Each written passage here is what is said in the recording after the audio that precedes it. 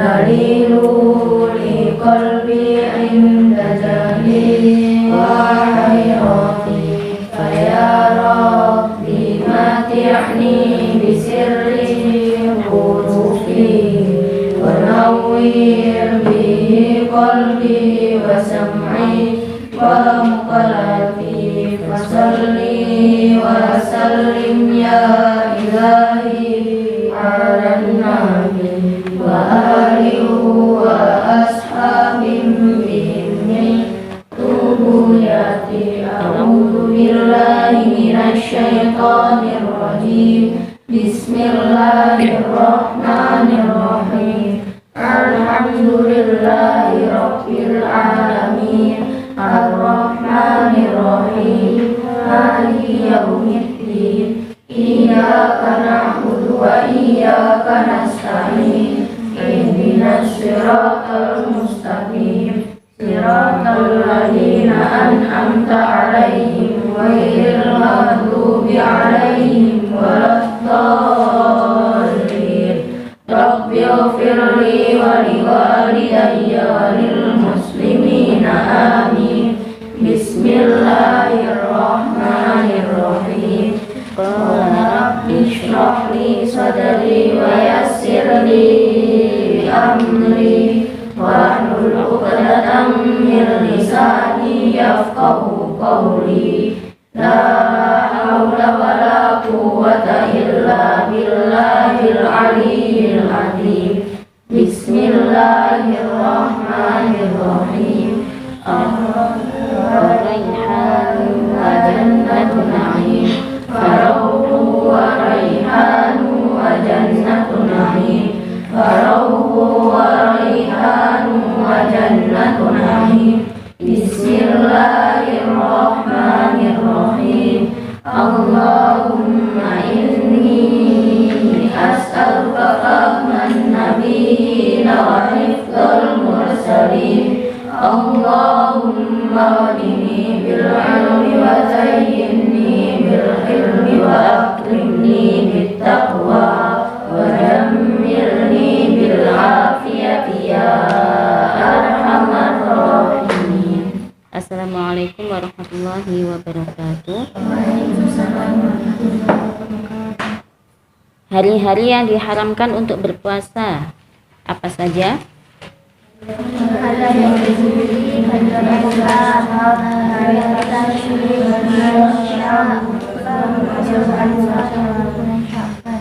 Sunah-sunah ibadah puasa apa saja? Makan sahur, berbuka dengan buah kurma, membaca doa ketika berbuka, mandi sebelum fajar, sholat tarawih, sholat witir berjamaah, membaca Al-Quran, beriktikaf. Makruh-makruhnya ibadah puasa.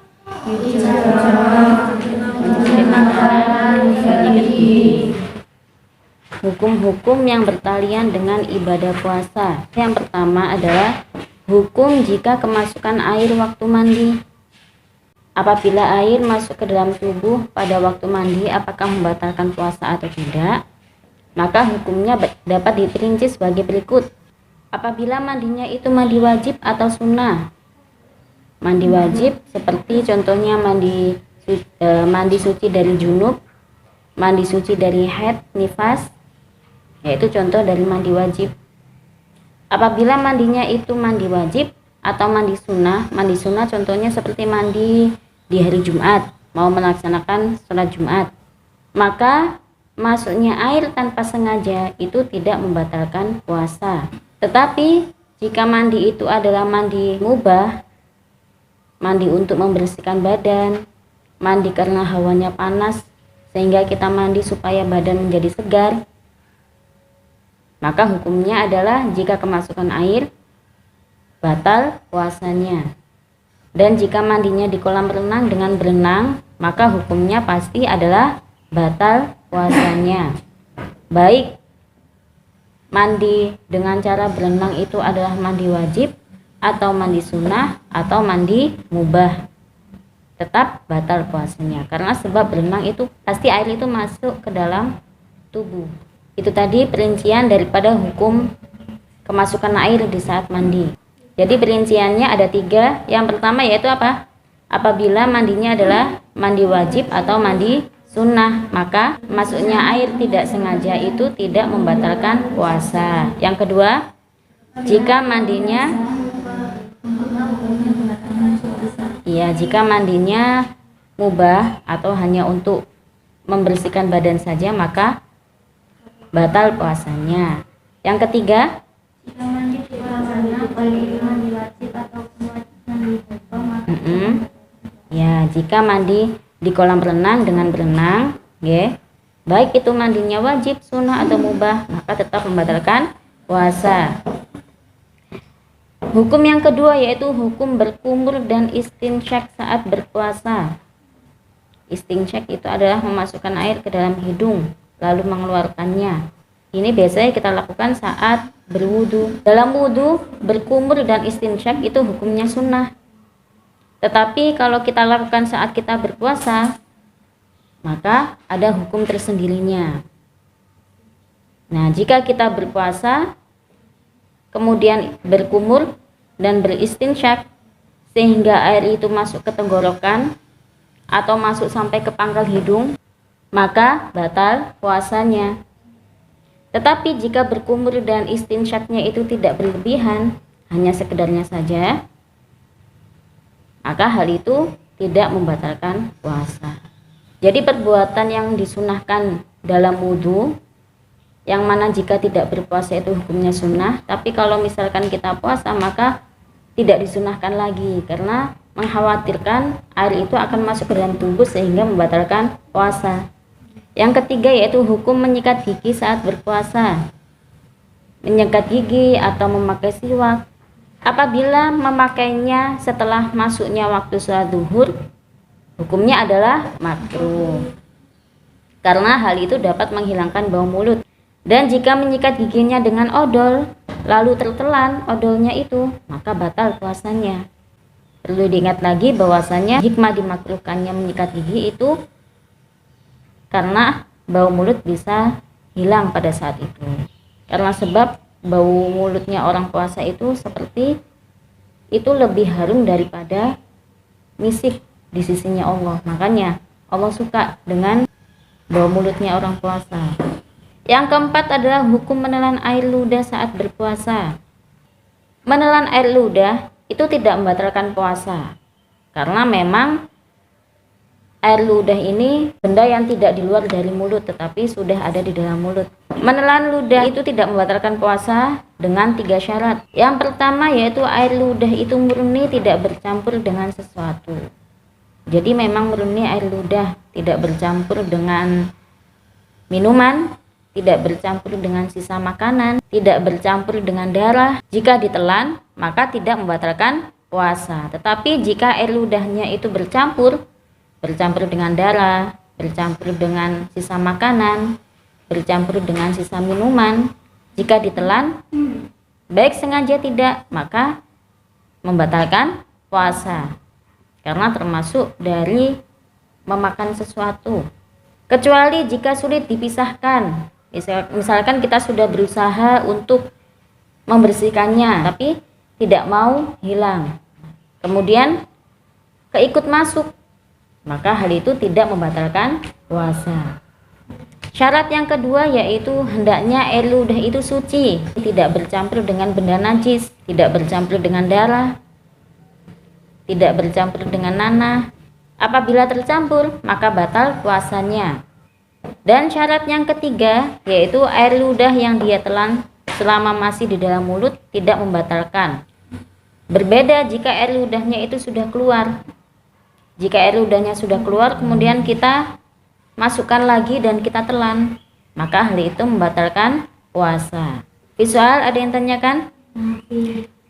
Dalam Habis sikat gigi kan masih ada sisa-sisa air itu, sudah dikeluarkan tapi masih nggak bisa. Itu kalau tertelan membatalkan puasa tadi. Kan tadi sudah dijelaskan, jika kita sudah berusaha untuk mengeluarkan tidak mau keluar, maka tidak membatalkan puasa. Ya. Jadi sebisa mungkin kita saat sikat gigi itu bersihkan sebersihnya, ya. odol-odol, sisa busanya, terus air yang untuk membersihkan odol itu kita bersihkan dengan sebersihnya. Tapi kalau sudah nggak bisa, ya nggak apa-apa, ya, tidak membatalkan puasa. Paham? Jadi itu tadi 3 syarat hukum air ludah yang tidak membatalkan puasa. Syarat yang pertama apa? Air ludah itu murni, tidak bercampur dengan sesuatu. Yang kedua, air ludah itu suci. Yang ketiga, air ludah itu masih di dalam mulut. Hukum yang kelima adalah hukum menelan dahak saat berpuasa. Ini biasanya orang-orang yang sedang sakit batuk berdahak. Ya, kemudian dia berpuasa. Bagaimana hukumnya?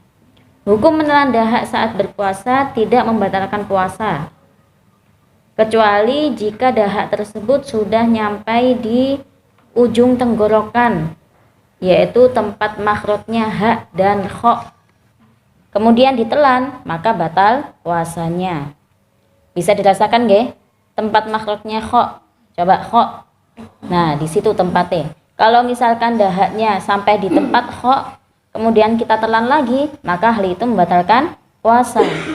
Tetapi jika dahaknya itu cuma sampai di ha, ya, tempat makhrajnya ha, kemudian ketelan atau kita telan, tidak membatalkan puasa.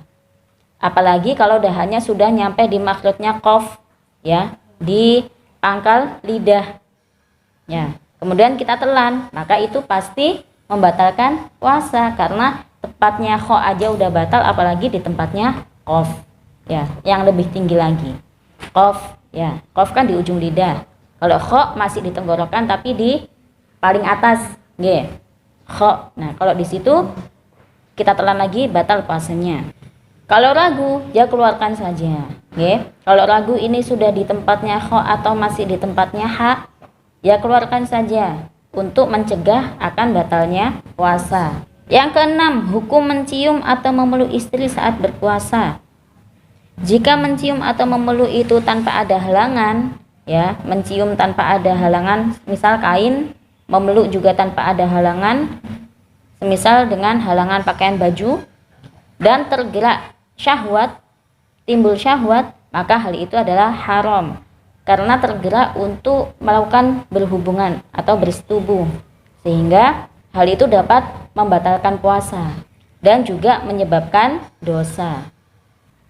Tetapi jika mencium dan memeluknya itu tidak tergerak syahwat atau tidak timbul syahwat, maka tidak apa-apa melakukannya, akan tetapi lebih baik meninggalkan perbuatan tersebut untuk mencegah akan batalnya puasa. Yang ketujuh adalah hukum bersetubuh di siang Ramadan. Bersetubuh pada saat bulan Ramadan termasuk dosa besar dan wajib bagi dia untuk mengqadha'nya. Selain dapat dosa besar, selain wajib mengqadha' juga mendapatkan sanksi, kayak sekalian kalau telat sholat kena takzir, ya kan? Nah, sama kayak itu. Kalau orang yang bersetubuh di siang Ramadan, selain dapat dosa besar, selain harus mengganti, juga kena takzir, kena sanksi. Apa sanksinya? Sanksinya yaitu membayar kafaroh. Yang pertama adalah memerdekakan budak perempuan sehat. Jika tidak ada budak, seperti zaman sekarang kan sudah nggak ada budak, maka boleh pindah ke kafaroh yang kedua, yaitu apa? Berpuasa selama 2 bulan berturut-turut.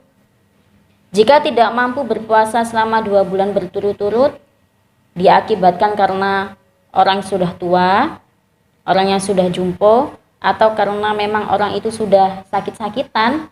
Nah, kalau orang yang masih sehat, masih kuat, kemudian pindah ke kafaroh yang ketiga, tidak boleh. Syaratnya adalah orang yang sudah tua, udah jumpo dan sakit-sakitan, maka boleh pindah ke kafaroh yang ketiga, yaitu apa? Memberi beras kepada 60 orang miskin. Setiap orangnya adalah 1 mud. Berarti kalau 60 orang miskin adalah 60 mud. Ya, 1 mudnya itu 6,25 ons. Tinggal dikalikan. 6,25 ons dikali 60 itu ada berapa? Yang membayar kafaroh tersebut hanya suaminya saja. yang istrinya tidak diwajibkan membayar kafaroh. Yang istrinya mendapatkan dosa besar dan juga hanya mengganti puasa saja. Kalau suami dapat dosa besar, harus mengganti dan membayar kafaroh. Meskipun bersetubuhnya itu dengan kemauan istrinya yang ngajak, tetap yang membayar kafaroh adalah suami. Atau yang ngajak suaminya, maka tetap suaminya yang membayar kafaroh. Atau keduanya, maka tetap yang membayar adalah suaminya yang membayar kafarohnya.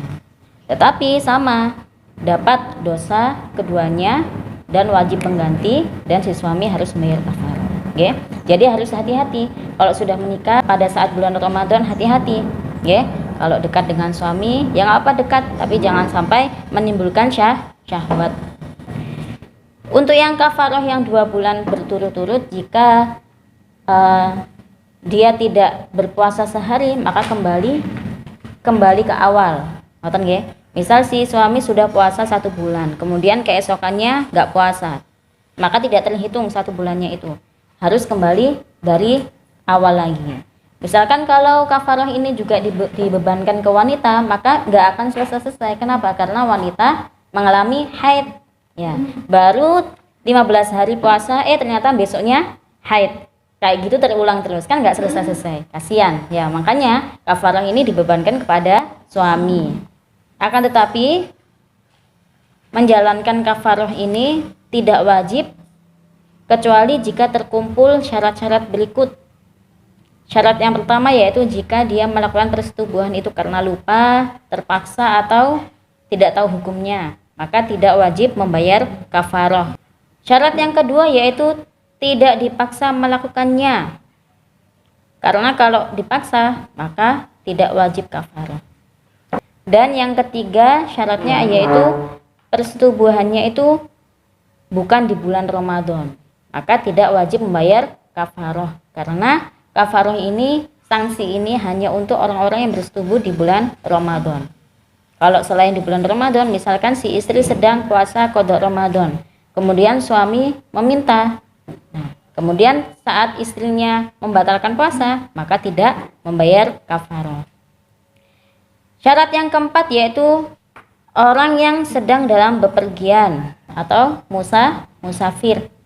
Nah, si musafir ini dia kan boleh untuk tidak berpuasa Ramadan. Kemudian dia bersetubuh dengan si istrinya di siang Ramadan, maka tidak diwajibkan untuk kafaroh. Dan syarat yang terakhir, yang kelima, yaitu orang yang sudah batal puasanya. Misalkan seseorang dia membatalkan puasa dengan makan atau minum atau lainnya, kemudian dia bersetubuh dengan suaminya di siang Ramadan, maka hal itu tidak wajib kafaroh.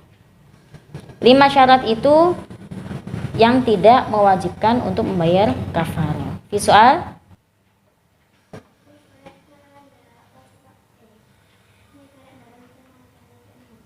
Menanda hak jika tidak sengaja. Perbuatan 3 hal yang tidak membatalkan puasa apa saja? Lupa, terpaksa, dan jahil ma'dzur. Ya, lupa atau tidak sengaja, ya kan sama aja. Nah, kalau ada 3 orang ini, maka hal itu tidak membatalkan puasa. Ya, jika berdahak karena tidak sengaja, maka tidak membatalkan puasa. Tapi kalau sengaja, lihat dahaknya itu sudah di tempat makhrajnya mana. Kalau masih di hak, kemudian sengaja tertelan, tidak batal puasanya. Tapi kalau sudah sampai di kho atau hak, maka batal puasanya.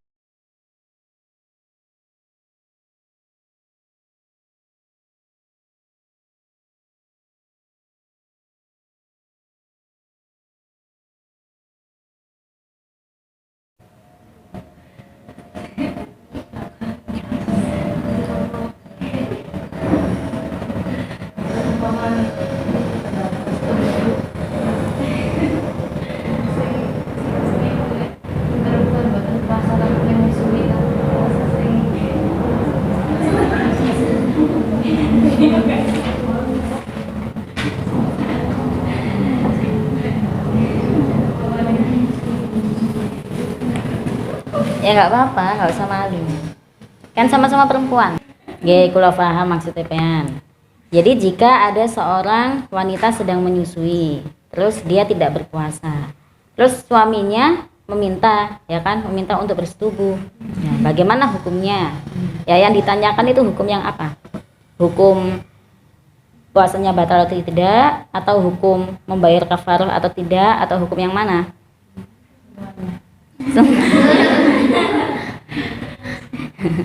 Oke. Maka suaminya ya tetap berdosa dan batal puasanya. Kalau si istri kan memang tidak puasa, jika waktu itu tidak puasa, ya, maka dia tidak berdosa. Asalkan bukan dia yang minta ya. Asalkan si suami yang minta, terus diingatkan dong, Bang, Mas, kan sampean puasa, tetap berkekeh kalau dia ingin. Nah, maka si yang berdosa adalah hanya suaminya aja, istrinya tidak berdosa. Yang menggantikan puasa ya sama-sama keduanya menggantikan puasa, ya, karena memang si suami batal karena sebab persetubuhan, si istri tidak puasa karena sebab menyusui, dan suami tetap membayar kafarah. Kalau imsak itu tidak apa sahur, nggih. Waktu imsak ya nggak apa-apa, kan belum masuk waktunya subuh, cuma dianjurkan untuk sudah menahan karena sebab waktu imsak itu sudah berdekatan dengan masuknya waktu subuh. Jadi syak apakah ini sudah masuk atau belum. Jadi kalau sudah tinggal 1 menit atau 2 menit sudah tahan aja, ya. Tapi kalau memang terpaksa belum sahur, gak apa sahur sekedarnya. Pokoknya sahur, misal minum susu atau minum air yang sekiranya nanti sampean puasanya kuat. Allahu a'lamu bishawab. Astaghfirullah rabbal baraya, astaghfirullah minal khotoya, rabbi zidni ilman nafi'a wa wafirni amalan maqbula bi khamsatun tufi biha halal wa barihatima al-mustafa wal murtada wa benahuma wal fatimah al-mustafa wal murtada wa benahuma wal fatimah. Allahumma inni astaudi'uka ma qara'tu farif bi. Assalamualaikum warahmatullahi wabarakatuh. Allahumma shalli ala sayyidina Muhammad.